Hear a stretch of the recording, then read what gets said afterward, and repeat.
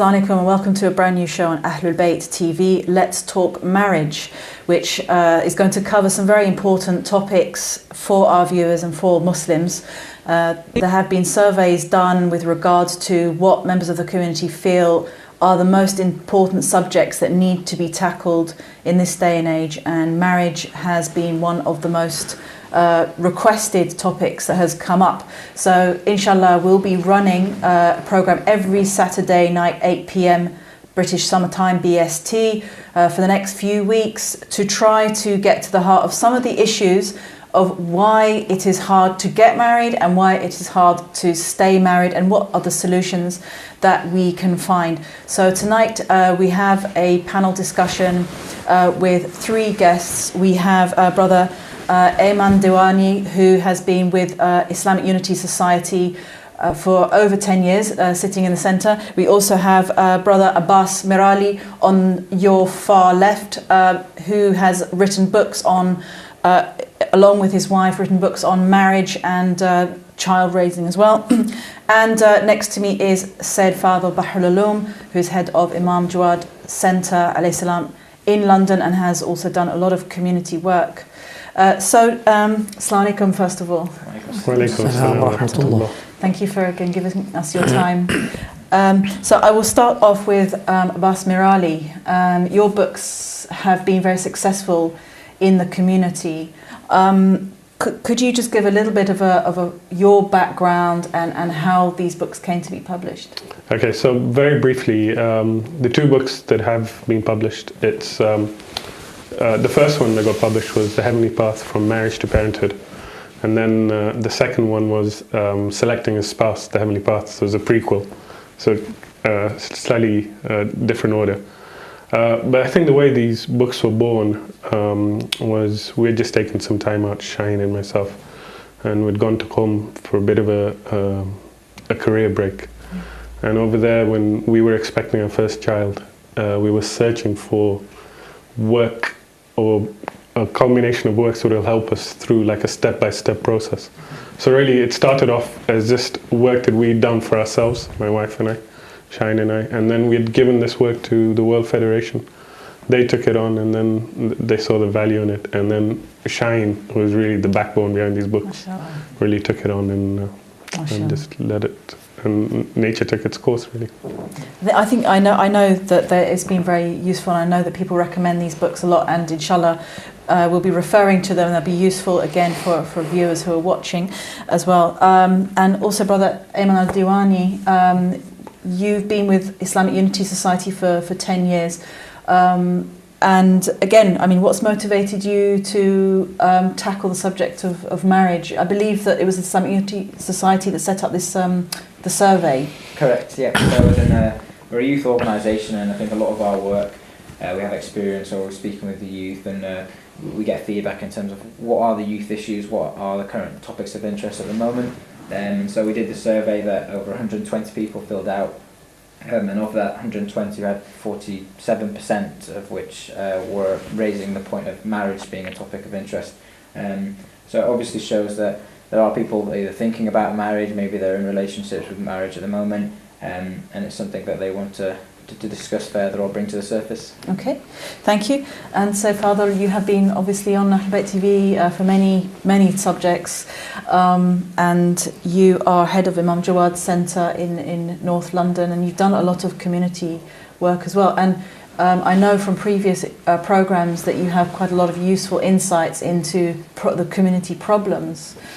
Yeah, I think choosing the right spouse is one of the most sensitive and important issues in the West, even in the Middle East and the Islamic countries. And we've been, in the center or since the previous foundation where I work, one of the most sensitive issue is to find the right person for marriage, and also because depending on as the brother mentioned, the upbringing of the children, and then to avoid problems in marriage. And once for any scholar, I think, for anyone who does community work, I think this kind of problems or issues comes on daily basis. And I appreciate that the topic is covered now by Ahl Bayt TV, and I hope that we can do more and more in such a field, because the need is essential, and so many things should be raised and discussed in the matter. Inshallah, yes, certainly. And just to remind our viewers that please do feel free also to call in with any questions or comments. You can also add your questions on the Twitter account. The details should be coming up on your screen, or please also do check the Ahl Bayt TV Facebook page as well, or the Ahl Bayt TV web page, that's right, web page also for the details of how to call us and how to get through with your issues. And I suppose the next few weeks, inshallah, we're going to be talking about spouse selection. And spouse selection, that term sounds quite dry, but we know, I think all of us know, that this is one of the biggest and most difficult issues for Muslims today, and I think this is such a huge topic that, you know, so many issues that are making it difficult. We've now got, aside from divorce rate, we've also got people who've never been married and are remaining unmarried up until, you know, the age of late 30s, 40 now. So Abbas Mirali, I was going to ask you for your observations. Over time, what have you observed as the main obstacles to people finding a suitable spouse? Okay, so this is quite an interesting subject, because it's an area I think we've probably covered for the last 8 years and done workshops in this area in different parts of the UK and different parts of the world. I think if you're going to ask me to summarize what I think the key issues are as an obstacle, I think it's probably threefold. I think the first is the person themselves, whether are they ready or how do they know they're ready, okay? And once I've kind of answered that question, then the next question is where do they go? Yeah. And where do they start looking, okay? So we developed like a 5-step process. We've got a team that work on these workshops, and it's always interesting that you can just tell from the faces, they don't want to hear step 1, they don't want to hear step 2. They just want to go, tell me where can I meet this person, or help me find my, I know all this stuff, you know, etc., etc. But if I was to really step back and try and say, I think there's 2 issues. I think the person themselves, how comfortable they are in their own skin. Yeah. I think that's a big issue. Because if you don't know what makes you tick and what drives you, or, you know, what that you've got that kind of sense of some peace, where you're going with your life, where you're going with your work, where you're going with your faith, etc., etc. It's very hard to then attract someone into your life. Mm-hmm. So then you either attract anyone, okay, or every time you speak to someone, because of the internal turmoil you're going through, through your own process, you're repelling and you're saying, then you get to this, you speak, and then you get to a point now that a fear sets in, that I feel, no, I can't take, because I'm not comfortable in my own skin, okay? So that's one. And then the other one is the person is comfortable, now where do they start looking? I think those are the 2 key issues. Okay. Is who do they turn to? Thank you. Brother Ayman, we've just got a couple of minutes till we go to break, but in your view again, what are some of the obstacles for... And I think a lot of people, again, even if they have got to that point where they believe or they are ready for marriage, is where do they find the right person? And I think there's probably a certain window, at least people see in university, where they have quite a lot of exposure. They're in quite a large pool of people where they might meet someone. By day, I'm a mechanical engineer in the oil and gas sector, so I don't come across many suitable people that may match the description of a young Muslim man wanting to get married. So I think when people do graduate and they start in the world of work, they see that the pathways to maybe meeting someone that might be appropriate become very limited, and that's where you have to start relying on maybe websites or friends or like parents and family friends and that sort of thing. So I think that in itself is almost a restriction, and sometimes people might be hasty because they think listen, I'm graduating next year, and if I don't find a spouse, then that's the end of my options. Or it's the other thing that they wait till past their university days or whatever sort of field that they're in, and then they do struggle and they think, actually, I've not thought this out properly. I haven't had that plan where I've thought about what I want to do in my life and figured myself out. Yeah. Thank you. So we'll just continue, inshallah, with the discussion after the break. We're just going to a break shortly. And again, just to remind our viewers, do feel free to call in with any questions or comments that you may have. After the break, we will be continuing the subject of spouse selection. We've just had some of the initial points coming up, but I'm sure for many of you watching, you'll know very well the challenges in this process for finding someone compatible. We're just about to go to break, and inshallah we'll see you again in a few minutes.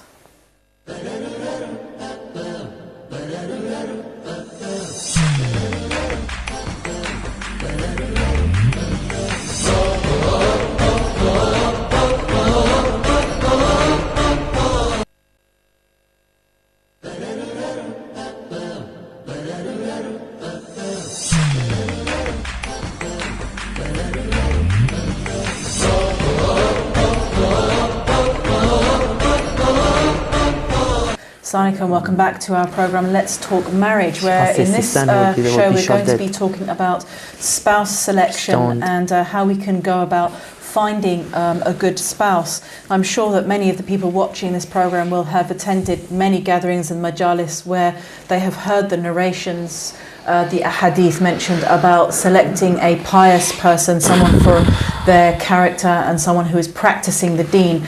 But I am aware that, as Brother Abbas Mirali said just now, the question is not knowing that you need to find someone like that, but actually going about finding someone like that, which is the challenge. Perhaps, I mean, Sayyid Fadl, in your view, I mean, what are some of your observations? Again, we're talking about some of the obstacles so that we can perhaps think about overcoming obstacles. What are some of your observations on the obstacles for people finding a suitable spouse? I mean, it seems again that it's different in different cultures. It's different in different Muslim cultures. So yeah, and the issue is religious issue. Religious issues are sometimes influenced by what we call urf or custom, and this is where the grey area can be influenced, whether it's within the Pakistani community or the Iraqi or the Iranian or the Khoja Indian, because I notice, I mean, we people in Iraq or in Iran, we think that all the Far Asian are the same culture, while they are different. Lebanese, each of them is different, and this is where the problem arises. And I think for both, I mean, sisters and brothers, before they get into these issues, as I've been hearing from some of the colleagues, the best thing is to consult and talk to one or two or more scholars, check what are the things allowed, what are the things not allowed, and clearly they should always consider the society and the urf and the rather than putting themselves into trouble, or the sisters, especially as in some of the cultures the sisters are more under observation, or things is more difficult for them than for the brothers. By saying that, I wouldn't like to make it very difficult and impossible, because also in this country or in the West in general, no one would agree about arranged marriage, and any kind of marriage should have some kind of introduction, and within this period each of them should try or should manage to know each other to minimize the problems which can or which should arise after marriage. Just brief thing I would like to mention, that the more caring or willing to avoid these problems by trying to know each other, the more obsessed we get. Because in marriage sometimes simplicity is required, like the old style marriage. The simpler you get, the easier and the less problems. From my experience, I grew up in Baghdad, although we are from Najaf, but I spent early years of my life in Baghdad, and at that time we get across some of the marriages where both partners getting to know each other, not for months, maybe for years, i.e. they falling in love. And statistically, those marriages has got more problems than some of the marriages which happen purely from arranged methods or ways of introduction. By saying that, that doesn't mean that arranged marriage is more successful than other kind of marriages, but always both partners, husband and wife, male and female, brothers and sisters, should try to consider marriage as like forming a kind of a company, and how to keep and reserve this company and try to minimize the problems. And the best thing to consider is that there is no marriage free of problems. This is impossible.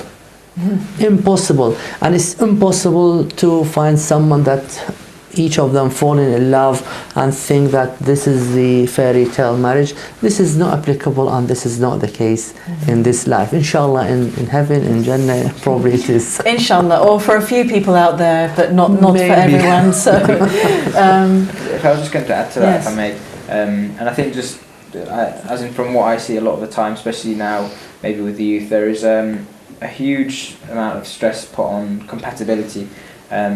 And I think we always have to be aware that compatibility can only go so far, and so people will say that we're getting to know each other for 2-3 years so that I know that this is the right person. Or someone might have a criteria that is very, very, very specific, and there's only one person that matches that.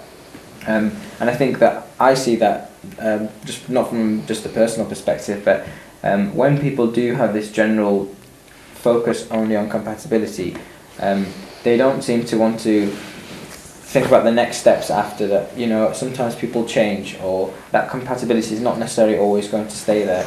And so, like you said, I think it's a beautiful concept to think of it like both people have now invested into a relationship. They've taken a covenant with Allah subhanahu wa ta'ala to say that we are now married, and that we're going to commit to this marriage, not necessarily to the individual and that they are like X, Y, Z, but to the marriage in itself, and that we're going to make this marriage work.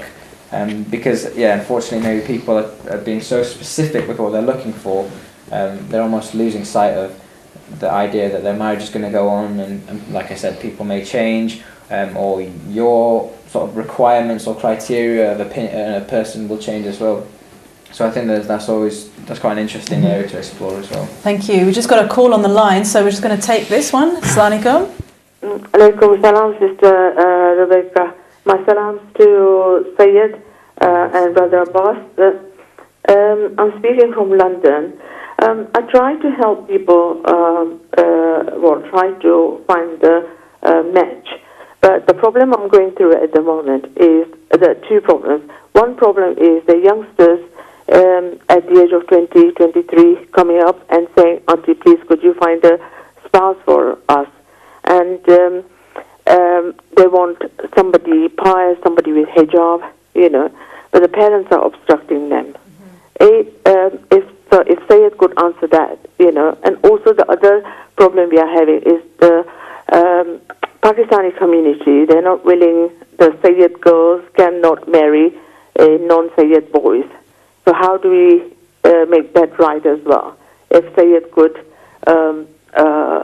enlighten us with the hadith and all that. And also,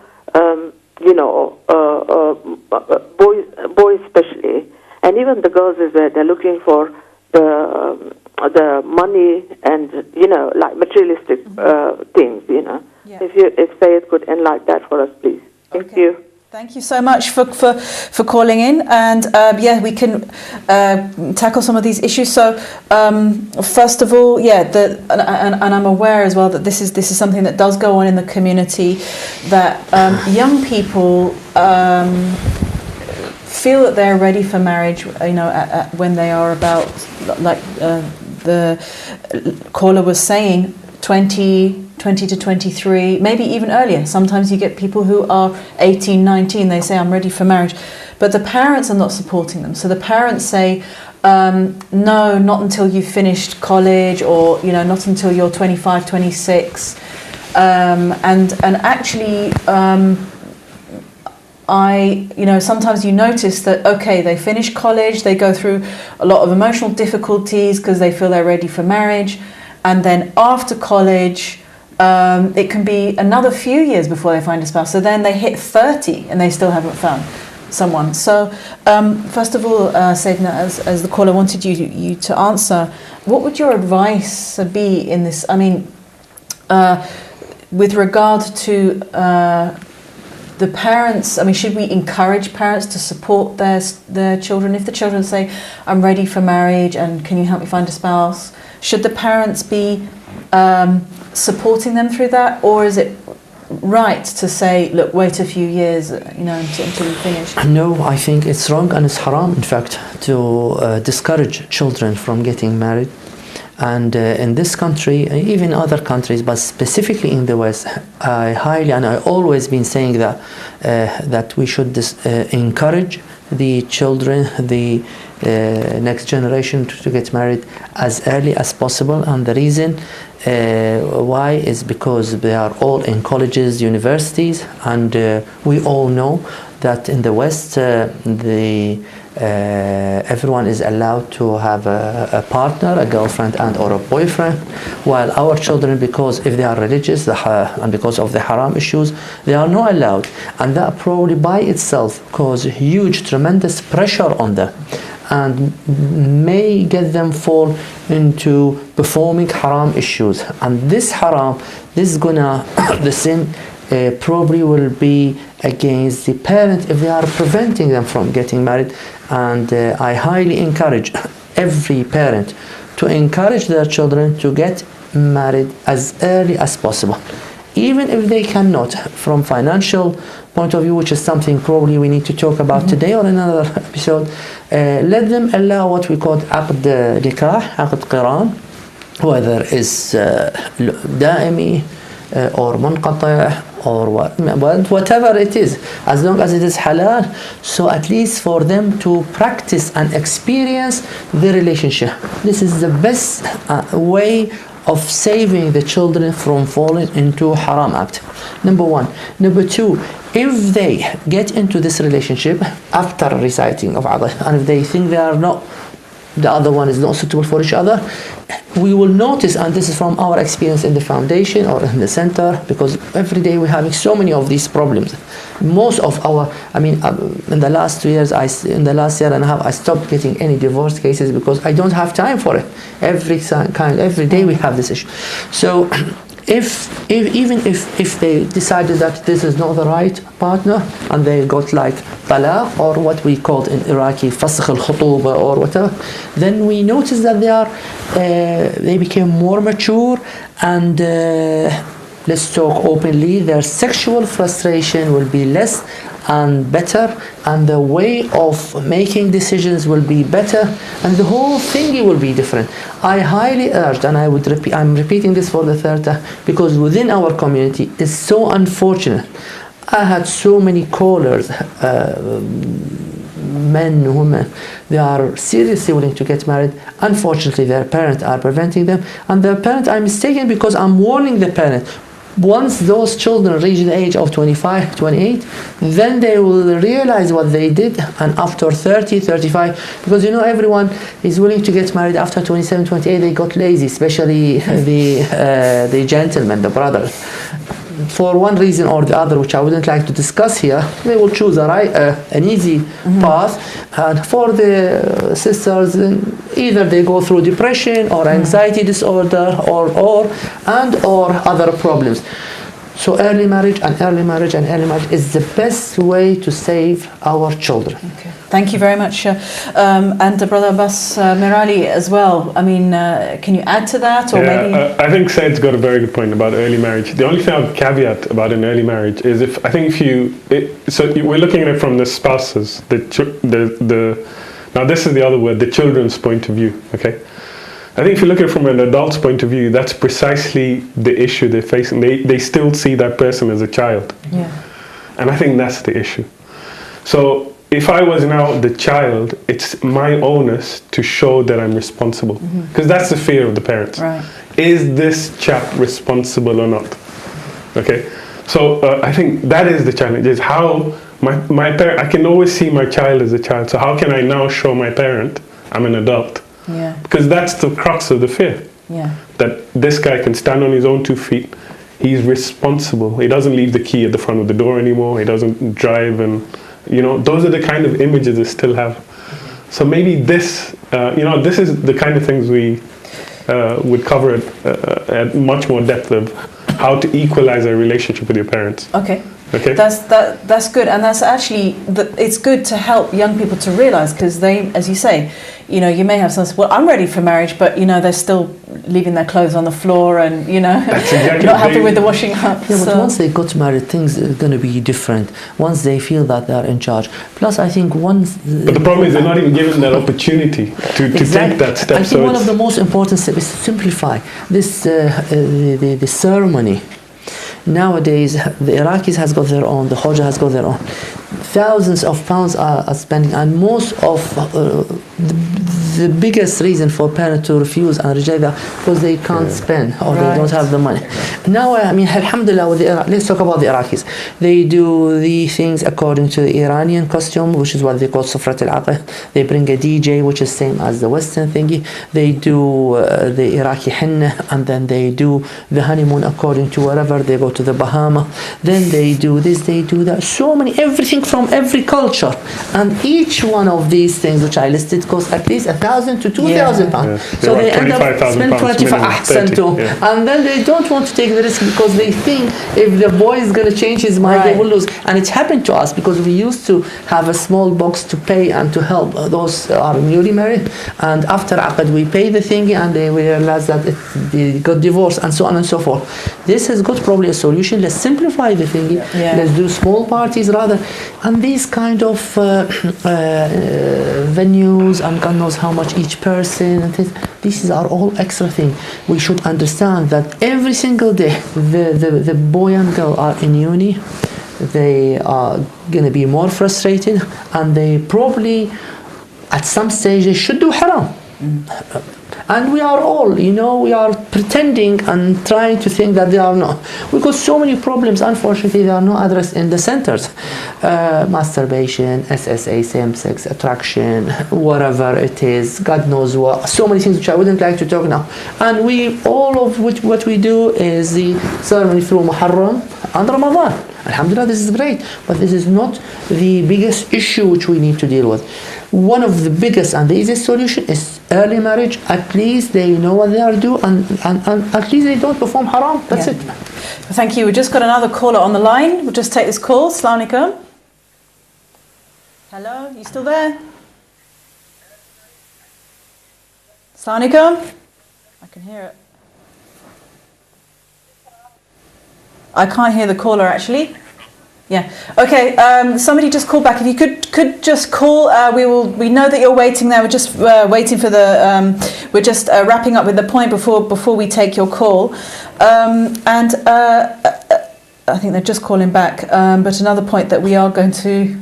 I can hear them calling back. So we'll just wait for them to get through. But I think, as you said, also said, the issue of the cost of a marriage as well, and I think that's a good point. Like you said, everyone's borrowing from different customs. I mean, there was also okay, we've got the caller back. Salonika?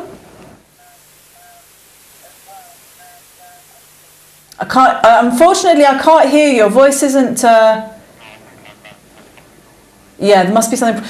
Okay, if unfortunately, we can't hear your voice. If you would like to perhaps ask your question on the Twitter account, then we can take your point. But yes, with regard to finding a spouse, I know that especially for brothers, there's this pressure that you should be, obviously have a good job, prove that you are financially stable, but not only financially stable, but actually doing pretty well. And nowadays, everything is so expensive. It's getting harder and harder for young people to become established. I think now we've got this custom where Western kids or Western young people are now living at home, staying at home up until their 30s so that they can save up for a house. So in a climate where it's getting harder and harder to provide a house, to provide a car and everything, we've still got these criteria for young men. And I've had, brothers express as well, like on forums or writing to me actually saying that, just doing dar dedel, just like expressing their upset that I think I'm never going to get married because I just don't see myself being able to provide the salary that's required. So, Brother Abbas, do you think that this is, again, an issue that needs to be rectified? Are people being realistic about the expectations that they're putting on the young men? We'll talk about, obviously, the man's expectations of the women as well, but as one of the earlier callers said, this is an issue. So the pressure the man puts on himself to provide and whole... Also from, as he knows, the parents of the girl, the first thing they say is, what's your job? What's your salary? Some of them may not be in very good jobs. They may be a good person. They may be a stable person, emotionally stable person, mu'min, good akhlaq, good morals, but they may not have a top range job. So they may be on 25,000 or 30,000 rather than 100,000, let's say. And I think if I just on that point, even if we're talking about young marriages, most of them might not have a job. They may be in university or late college or doing an apprenticeship. So they haven't even, it comes back to opportunity, they can't even put their foot in the door to say, yes, I own a property, yes, I earn this much. And if we talk about young marriages, then it's very difficult for them to even display that sort of, or provide that confidence to the parents of that sort of aspect. And I think we have to remember that I think parents are trying to, it's in their interest to try to protect, whether if we're talking about the bride-to-be potentially is, and they're looking out for her, basically trying to ensure that she's going to be in the right hands and that there's going to be food on the table, sort of thing. But yeah, I think that is you raised a very good point on financial. This isn't a big issue, yeah? The financial pressure. The issue with this is the chicken and the egg situation. Yeah. What comes first? Because I tell you, one of the biggest benefits of marriage is, if I was still single today, I would have been a bigger loser than I am now. Because what that person does to you is it gives you this focus you've never had. Right. Okay, and it works two ways. It's like it gives you a sense of, like, you actually now want to get out of bed. Like, you want to go out and excel and really go for it. So now the issue comes that I'm here, how am I going to get to position B? And this is where it comes back to finding the person. Okay, now, the way to go around this, one way is to go around this, is you've got to have your own network of people to open that door for you. Because if you're going to go out to a pool of matchmakers or whatever, that's where this passport system will come into place. Mm-hmm. That what's your job, etc., etc. Yeah. But if you use your inner circle of friends, close friends, family, and approach them and say, look, you know who I am, you know what I am, you know my strengths, my personality, etc. Don't tell them what you're looking for, just tell them who you are. And when they then open it or speak to someone else, then job and that will come, it'll still be there, but it'll be the third base or the fourth base. You know what I'm trying to say? And then it's easier to get some sort of traction. Otherwise, you're always going to fall over if you're going to use a general system. Is that making sense? So you're saying actually cultivate trust. So if people don't know each other, then in order to assess the reliability of that person, it's like, what's your job, what's your salary? But if they know you as a person, as someone reliable, yeah. And to get to know that person, you've got to use that person in the middle. Has to know that person. So for example, if I came to you and I said, Rebecca, I know this person. This guy is a good friend of mine. Okay, I've grown up with him, or you know, and if I just give you character, he's a hard worker, really pleasant. I've seen him in times of stress. I've seen him how he's coped. I've seen him the way he deals with his parents. I've seen him the way he carries himself. Now for you, no longer is the question, oh, how much does he earn? You see how that's changed the dynamic. And I think it's a much... Sorry. No, sorry. I was going to say, I think it's a much better way of introduction as well, because it's much more natural, because you get, as in the person, your friend who's vouching for you, let's say, has got a unique insight into you, who may have known you for years if you're the guy, or likewise, this works for sisters as well, that you have someone who's going to be able to speak about that personality as opposed to a CV or a profile that you're wanting to look for. And the Quran states clearly, نحن نرزقهم وإياكم. So the rizq will come through children, through and marriage, and then it gets to, and if we don't have tawakkul, we can't do anything. So the best thing is to have pure tawakkul.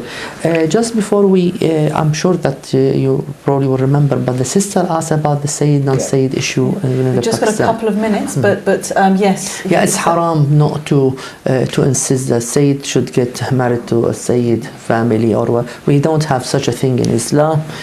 We all Muslims, al-Muslim, al-Mu'min kuf al-Mu'min, al-Muslim kuf al-Muslim. Whoever is religious has got the right to get married to a religious sister.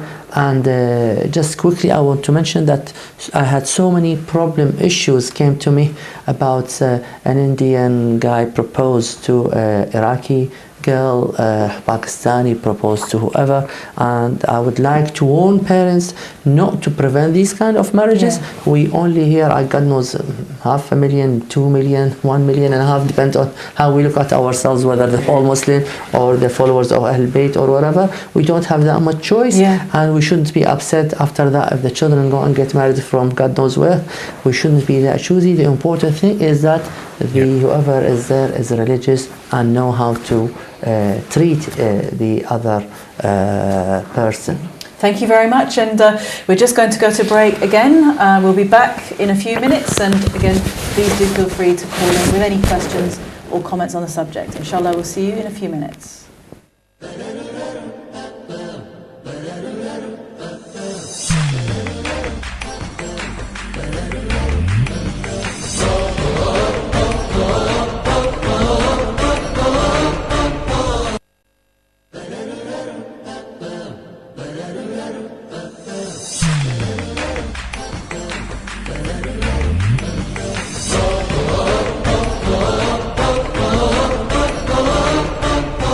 Assalamualaikum and welcome back to Let's Talk Marriage, and in this week's episode we are looking at spouse selection and the challenges towards finding a spouse. So we just had somebody commenting on Twitter that with regard to marriage today and spouse selection, the main issues are again over consideration of financial issues, money issues, and also the dominance of culture over religion, so that in fact when people are getting married or in the process of spouse selection, they are not basing that selection on Islamic criteria, which is, as we know, first and foremost the characteristics of the person.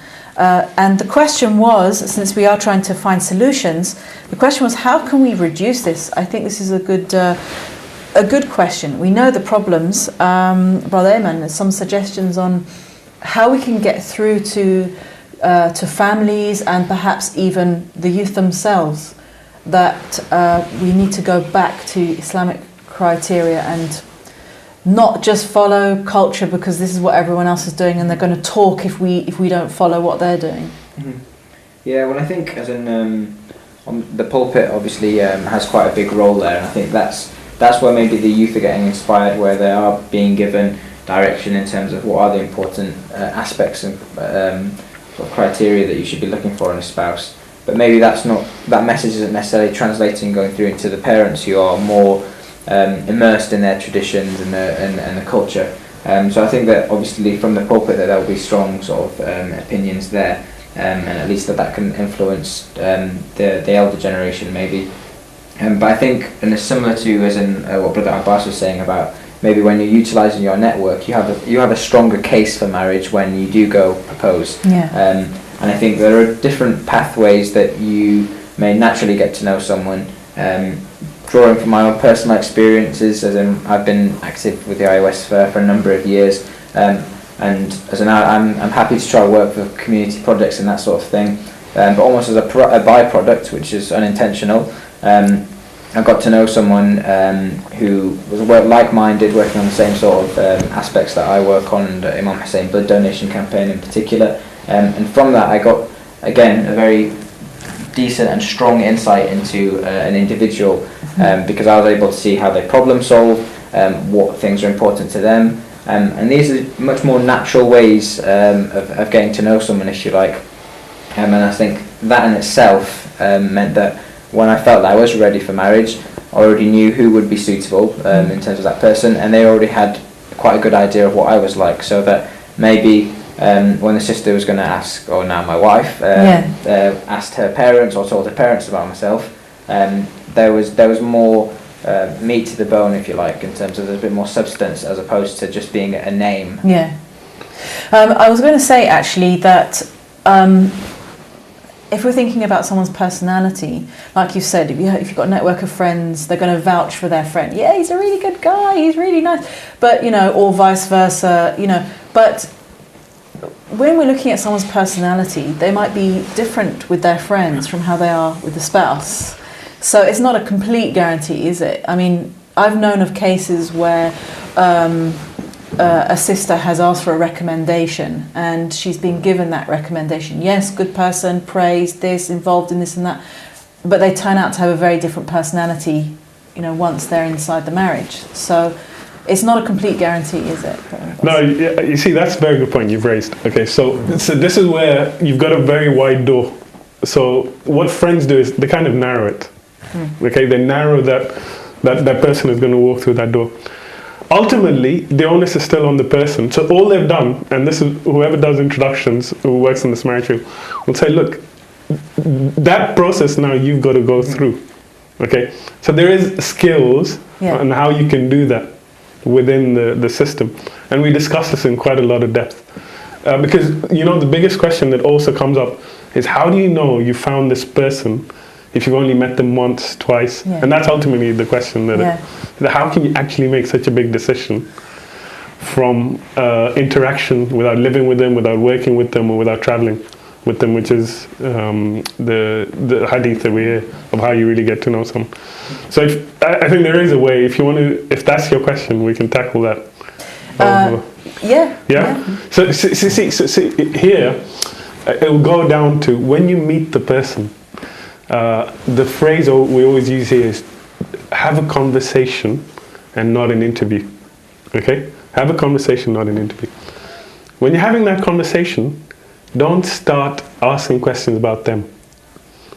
When you're having that conversation, just talk about yourself for about 4 minutes, 5 minutes, however long, that you reveal a deep part of who you are.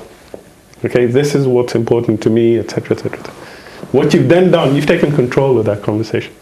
Because if you now see the reaction on that side of the table to say, actually, this one's probably a bit too religious, or too feisty, or too career-minded, or too etc. You know what I'm trying to say? Yeah. At least then you're kind of taking control as how you want to steer the conversation. Because so then the step one is, actually, I need to know who I am then and what's important to me. So you've got to invest that time.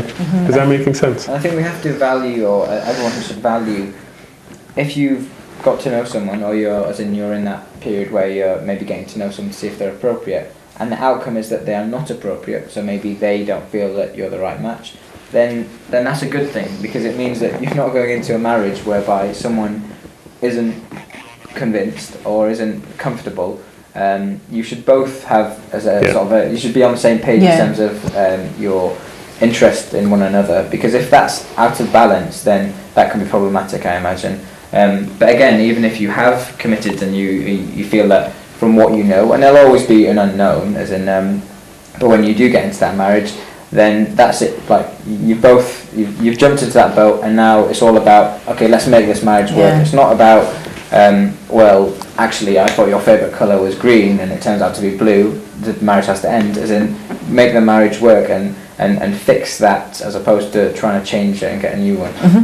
Thank you. We just got a caller on the line. We'll take the call. Salonika. Assalamualaikum.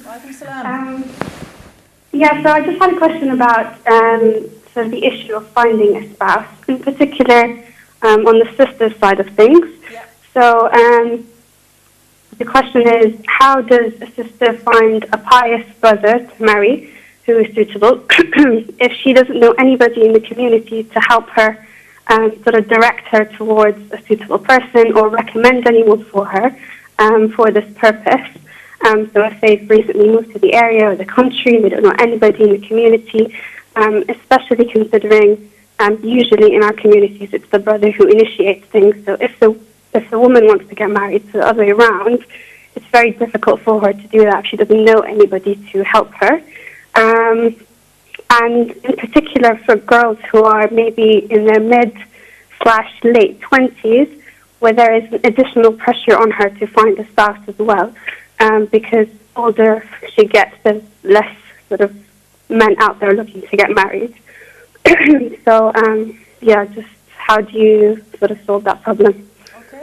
Thank you very much. Yeah, and this is again what I've heard from sisters in the past as well, that again we're talking about culture, that culturally it's not considered suitable for a girl to express interest. She has to wait for the men to show an interest in her. And as the sister was saying, so there's lots of different factors in there, but moving somewhere where you're isolated, you don't know anybody, and then on top of that, not being able to express an interest because it's not considered a likable trait to do that.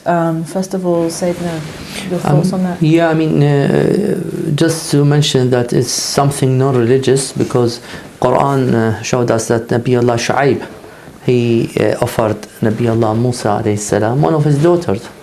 Our great ulama, Al-Allama, the Majlisi, the first Majlisi, the father of Al-Allama al-Majlisi, he offered his daughter as a wife, introduced her as a wife to one of his best students, Mullah Salih al-Mazindarani.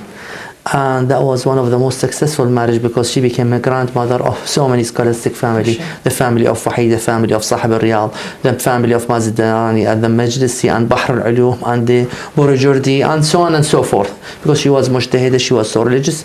And nowadays I think we haven't got a chance to wait, especially within some communities where they count the girls over 24, 23, 25 being old, which is a wrong assumption, and it's so unfortunate that we still live in such a way of thinking, and as a result of that, the men or the brothers, they try to get young wives, and they bring from abroad who is 10, 15 years younger, and then the marriage in so many cases become not successful. I think we have another line coming. Inshallah, I'll be told when we're ready to take the call. But yeah, the phones are ringing, alhamdulillah. Any suggestions? Well, I was going to say, and correct me if I'm wrong, Sayyidina, but even when we look at Rasulullah sallallahu alayhi wa sallam, who's the greatest model for us, Khadija alayhi salam was older than him. And from what I've read and understood is that she was the prime mover for that relationship. So, and just to couple that on a third point, she was living in a time whereby women were at such a low class that if you had a daughter you would bury her. So if Khadija alayhi salam, who is such a great example to men and women, and to have that confidence to sort of attack that issue head on by breaking so many different sort of social barriers to make that step, and obviously we know how much Rasulullah revered Khadija alayhi salam, and then that in itself probably speaks volumes that us as a community shouldn't be put off when you hear of maybe a sister that's approached a brother for a relationship about marriage and that sort of thing. Okay, thank you, and we'll continue our discussion. We've just got another caller. Salonika. Assalamualaikum. Walaikum salam. Can you hear me? Yes, can hear you. Yes, can you hear me? Sorry. Yeah, you're loud and clear. Okay, yeah. Assalamualaikum, everyone. I've just got a question. It's a very straightforward question. Basically, obviously, with being a sort of youth living in the UK, want to know what kind of advice, I'm looking for a wife, and I want to know what kind of advice would you give to make it sort of halal and appropriate. Okay, thank you. So I think, like you're saying, Brother Bas, this is one of the main questions, and perhaps again we're trying to find solutions in this part of the program. What are the halal ways of meeting a spouse? If anyone wants to answer that first of all, what are the halal ways of finding and meeting a spouse and conducting it in a suitable way? I think always are halal once the person is intending to find the spouse, he's willing to find the wife, or if you want the husband, then always are halal, providing that hijab, this and that is reserved. And bear in mind, I hope that we have time to discuss that further, that for the in Islam the husband is allowed to see the one who is proposed to with no hijab for the first time, and plus they can ask relatives, friends. These are all halal ways, as the brother was mentioning. And I'm sure some communities now they start doing this kind of dating or introductory sessions for the both to be introduced to each other. There are so many ways, and I think our young brother can advise us more, as they are more experienced with the. So I'd probably just echo something I mentioned earlier, which was that volunteering and being active in the community, you naturally will get exposure to more people. So like I said, if you're the person that goes to your job 9 to 5 and then you go home and then you might meet with your friends that are guys, then you're obviously going to have limited exposure. When you go to the mosque, it's segregated, of course. So you have to be realistic with where are you actually going to meet someone. And it's not to say that your prime intention of getting involved in activities with charities like IUS or anything like that is just for marriage. But I think this is maybe one of the many sort of like ni'mas and sort of blessings of these sort of gatherings or discussion circles, studies, classes. As in, I know quite a few people that have ended up meeting someone when they both go to like a Hausa study lesson or that sort of thing.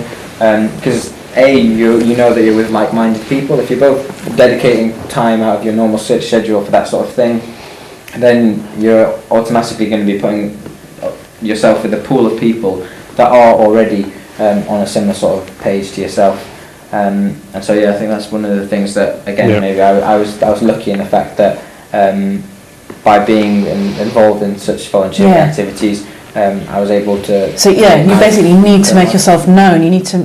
People need to know you. They need to, you need to be visible. I think the World Federation already have a kind of program which is kind of role model for. And we also can learn from other religions, other communities. Most of the minorities now here in London, they do have these kind of dating introductions through a group of elderly or well-known people in the society, and it's working. So to go to community leaders who again are involved in that, obviously that takes asking around as well, finding out who they are and asking for their help. Brother Abbas, you can say. I've floated this idea. It's the person's going to feel quite uncomfortable with this idea because it's not something that's done, but it's something that you've got ownership of. I know when I floated this in a recent workshop with the Iraqi community, they found it a bit uncomfortable, which is you just got to go through your contact list of people on your contact list. and go find the people. If you're married, you've got to find your friends who are married. Okay? And look for your closer. Just go for 5 or 10 people and knock on the door and say, I want to come and see you. And if your wife is there, can I come and see you both together? And just tell them that, you know, I'm trying to find someone and I've turned to you because I trust you, etc., etc. And I would really appreciate it if you were if you helped me in finding someone for me. Not only does that friendship deepen between Ayman and me, let's say Ayman came to me and said, Abbas, look, I've known you, I need some help. I've tried khojamatch.com, which is the website version. I've tried going on volunteering at the IUS and other organizations. I've been on Hajj and Umrah. We've been in a mixed group. I've been to Ziyara and the Al-Bain walk, and I was in this group there, etc., etc. So these are other ways that similarly. But if those are still not work, then come back to your inner circle. And I think that's, you know, you're more in control of that. And then you've just got to be like almost kind of persistent and say, look, do you mind opening your phone now? Just go through your phone book now. Yeah. And you know, that's just a way of, but you know, he's raised a very good point, Ayman has, is that if you are in a place where you're doing something that you're giving in an area together, or you're working in an area together, because ultimately, you know, that's what marriage is. It's about growth. Yeah. It's about 2 people coming together and growing. It's not only 2 people. It's like 2 friends coming together, because a marriage is going to work where there's emotional connection. Okay, deep emotional connection. Because when there's deep emotional connection, there's growth. Because there's growth because this person will tell this person, did you know you've got issues with jealousy, with this, with this, with this? But you can only tell that person if the reason you got married is because of a friendship. Yeah. And this is the kind of areas, this Imam Hussein blood donation, where there's something that's, you know, that's driving that person. So friendship builds in a halal way, obviously. But a bond has been built, a rapport has been built, an emotional connection has been built. So it's much greater than the physical. So what Syed said initially, he was actually spot on, is when 2 people get together, they break up after that initial breakup. That's where I come from. The reason why I got into this work is I had a breakup. And what a breakup does to you, an engagement breakup, it matures you as a person. It helps you find who you are. And it makes you realize, this is who Abbas is. This is what I thought Abbas was. But this is what makes you reassess your priorities. Exactly, this emotional side of, you know, what makes you, and then that's the kind of areas you'll meet people at the ABSOC societies. You've passed ABSOCs, and now you've got to go for tafsir classes, you know, places where you resonate too. And God, you know, this is the risk. This is like our risk, right? So it is, yeah. Your spouse is your risk, but you've got to go, like, you've got to put yourself out there. I'd just like to make a point, if I may, is that I think, even as in, sometimes it's interesting because I think out of all things in life, I think marriage, subhanAllah, is one of the strongest things which I've seen with other people, my own experiences, friends' experiences, where you see Allah subhanahu wa ta'ala's qismah. And the fate that sort of brings people together sometimes. Yes. So I'd almost say that even if you are going to go to a study circle, it's probably not the best intention that you're not even interested in the class and you're just there to look for a spouse. As in, I wouldn't. And that gets observed, by the way, by the people who are running these houses. Are going, wait a minute.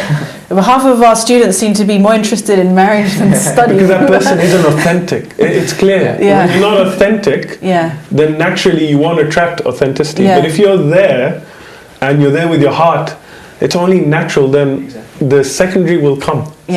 Exactly. And so my point was actually that sometimes even you don't have to look for it, and sometimes the things will just fall into play.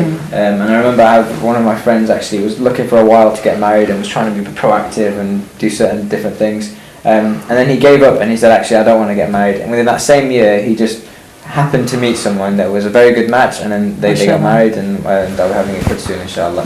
So it just shows that sometimes you don't have to attack it head on, and this is something that, as in, you do your da'ah and go along through life, as in, there's things that maybe when you're single that you get more time for yourself, you want to develop yourself, go to tafsir classes, go travelling, this sort of thing. And you never know what Allah subhanahu wa ta'ala has planned, because He's the best of planners at the end of the day. Inshallah.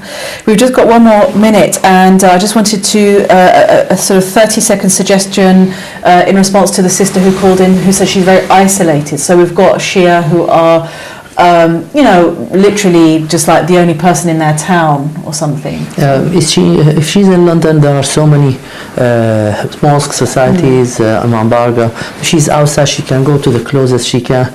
Otherwise, she can phone. I don't think, alhamdulillah, United Kingdom, there are so many Shia, there are so many Muslims. So she, inshallah, she will find the right one. Just one thing, if I'm allowed to say, is please let your children to get married as early as possible.